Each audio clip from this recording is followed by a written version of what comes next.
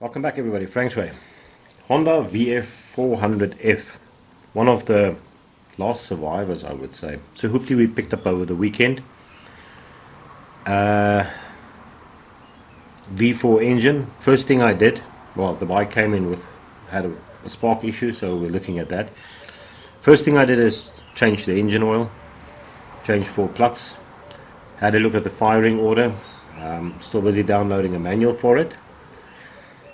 This is one of the last survivors from the 80s. This is a 1983 model and it's really in a good condition.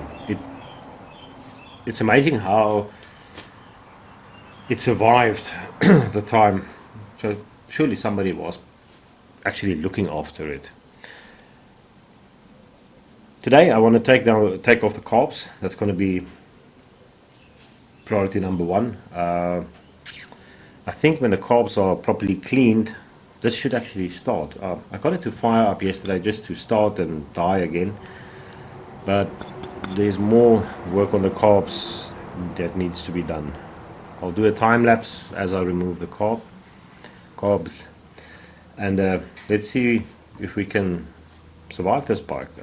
Get it sorted out. It needs front fork seals. They are prone for a few things, especially in the early 80s. I'll do a video on that.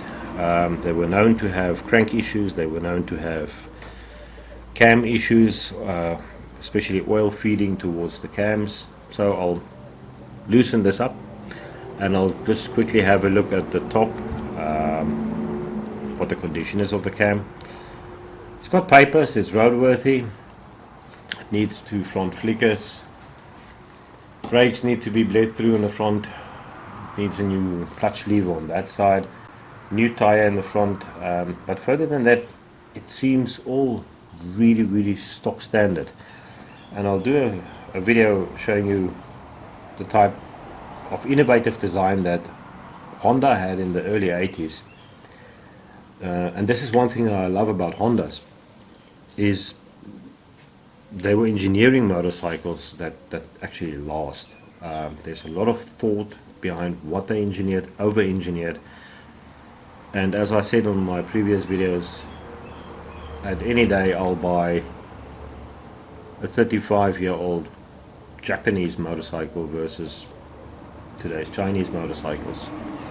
These things were built to last, they were bulletproof, and you know, it's 170 kilogram dry weight on this, which is very light. 55 horsepower engine. I think 0 to 100 was 3.2 seconds or 5 seconds, I'll have to verify that. Top speed of about 175, 185.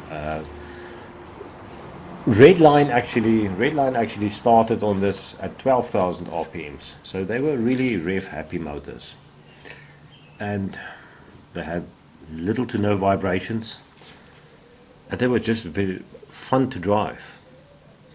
So let me start on the work on this, and let's get the carbs off and see if we can at least fire this bike up today and hear if it sounds great. Then I'll do further inspection on the crank, I'll do inspection on whatever else, and if I find it to be good,